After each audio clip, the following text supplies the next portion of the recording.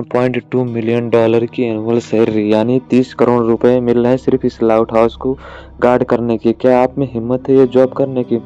आपका कोई बॉस नहीं होगा जो आपको नज़र रखेगा जब आप काम कर रहे होगे। जब दिल आप आराम से सो सकते हैं, आराम से उठो, व्यू एंजॉय करो, फिशिंग करो। आपका काम ये होगा सिर्फ ये मेक श्योर करना कि लाइट हाउस के ऊपर लाइट सही से काम करते ही रहे। बस यही काम है। 30 करोड़ रुपए रुकेंगे फिर एक लाइट को देखने के लिए कि वो सही से काम करते रहे। लेकिन अनफॉर्चुनेटली अच्छी खबर यहीं ख़त्म होती है और बुरी खबर यह है कि ये दुनिया की सबसे खतरनाक जॉब है जो वहाँ लाइट हाउस को गार्ड करता है, क्योंकि ये समंदर के बीचों बीच है। इसके पहले ये आप इस बीच के लिए जॉब के लिए अपनी सीवियाँ भेजो, इस जॉब के लिए कोई बंदा बात भी नहीं करेगा, हर तरफ लोनलीनेस होगी। और सबसे खतरनाक बात यह होगी कि इस एरिया में सबसे ज़्यादा गंदे तूफान आते हैं। जो तूफानी लहरें होती हैं वह तो 10 मीटर ऊपर तक टकराती हैं टावर से। इस जॉब में जान जाने का भी खतरा होती है।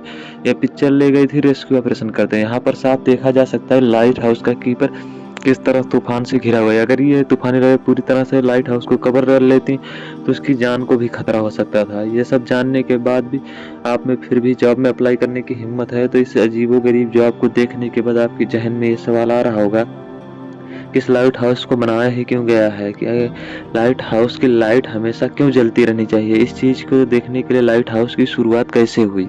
यह बात है एंशिएंट ज़माने की, जब सफ़र करने के लिए ना ही रोड हुआ करते थे ना ही कोई गाड़ियाँ। तो लंबे सफ़र करने के लिए सबसे बेस्ट तरीका था पानी। एक बंदा था जिसका नाम था कैप्टन मार्सियस। बड़ा ही ज़बरदस्त सेलर था और अपने खतरनाक समुद्री सफ़र के लिए जाना जाता। इसके साथ एक इंसिडेंट होने वाला था। शिप तो पहले ही ज़माने में लकड़ियाँ को होती थी। एक रात कैप्टन पानी में बहुत ही अंधेरे वाली जगह से गुजर रहे थे। पानी के नीचे बड़ी बड़ी रोड्स हैं जिनसे इनकी शिप टकराती है।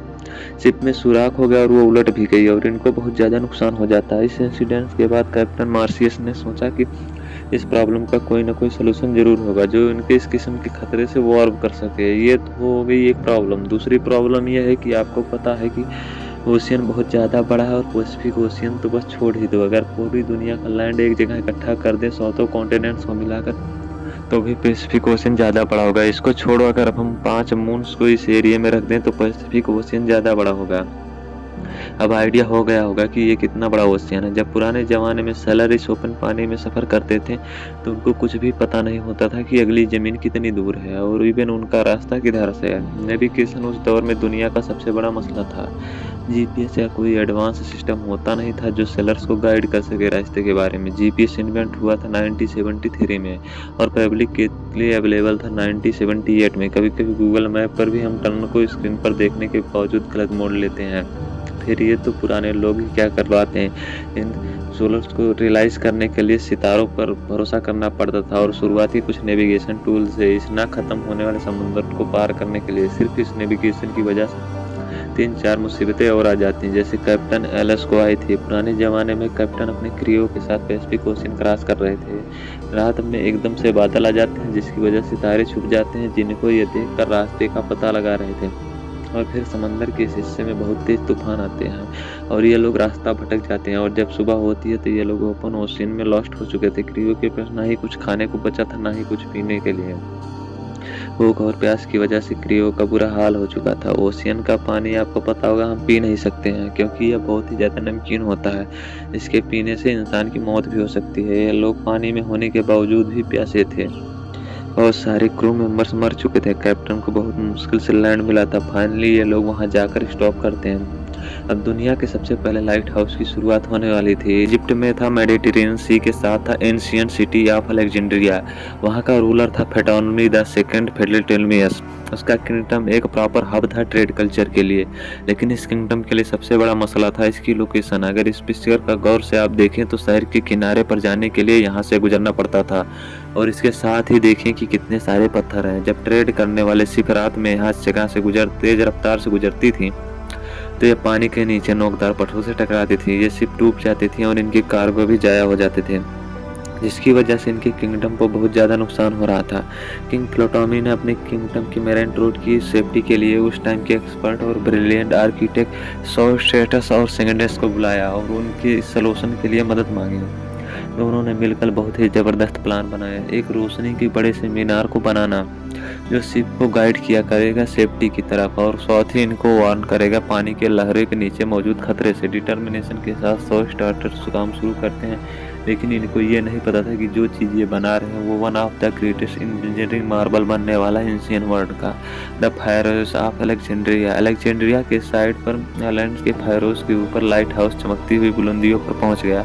इसकी हाइट थी 384 फीट और इसे व्हाइट मार्बल से बनाया गया था। इस लाइट हाउस के ऊपर बहुत बड़ी आग जलती थी, जिसको हर वक्त ऑयल और लकड़ी की सप्लाई मिलती रहती थी। इस लाइट हाउस की दुनिया के साथ एंशियंट अजूबों में से एक माना गया था, लेकिन सिर्फ इसकी साइज की वजह से अमेजिंग नहीं था, बल्कि इसके पीछे जीनियस डिजाइन भी था। सो स्टार्टर्स ने लाइट को और ज़्यादा बढ़ाने के लिए मिरर और लेंस का सिस्टम भी बनाया था, जिसकी वजह से मेलो दूर जहाज से इसकी रोशनी आराम से दिखाई देती थी। जैसे ही लाइट हाउस के बनने की बात फैलती है तो दूर के सेलर्स ने सुकून का सांस लिया। उन्होंने लाइट हाउस की वजह से अलेक्जेंड्रिया के पास पथरीले पहाड़ियों को नेविगेट करने की जरूरत नहीं पड़ती थी। यह दुनिया का पहला ही लाइट हाउस एक सेफ्टी का सिंबल बन गया था सेलर के लिए, और यहाँ से लाइट हाउस का कॉन्सेप्ट पूरी दुनिया में फैल गया। पहले तो ये दुनिया में समुद्र में किनारे बना हुआ करते, लेकिन वक्त के साथ साथ दुनिया भर में ट्रेड बहुत ज़्यादा शुरू हो गई, तो समुद्र के बिजी ट्रेड रूट के बीच जिधर रॉक्स पानी के ज़्यादा करीब होते थे, जिन रॉक्स से सही शिप को ज़्यादा खतरा होता था कि यहीं इनको डुबा न दें, इन जगहों पर लाइट हाउस बनना शुरू हो गया।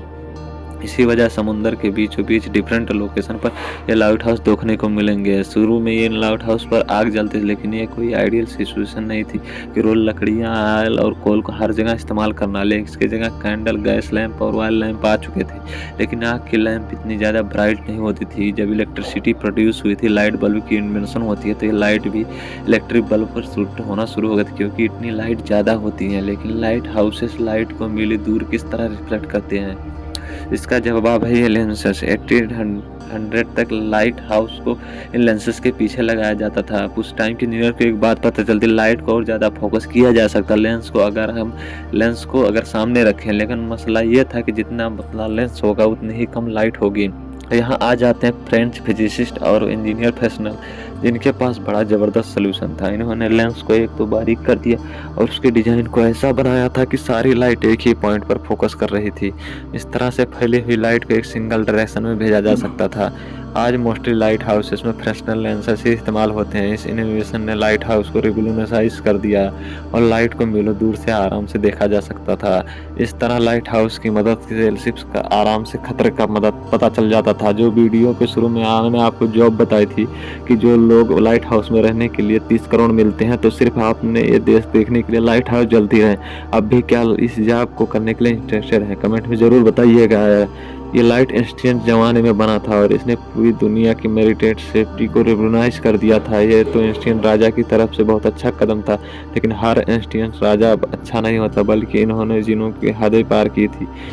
फ्रेंड्स, वीडियो पसंद आए तो इसे लाइक करें, शेयर करें, कमेंट करें। धन्यवाद, सपोर्ट करें।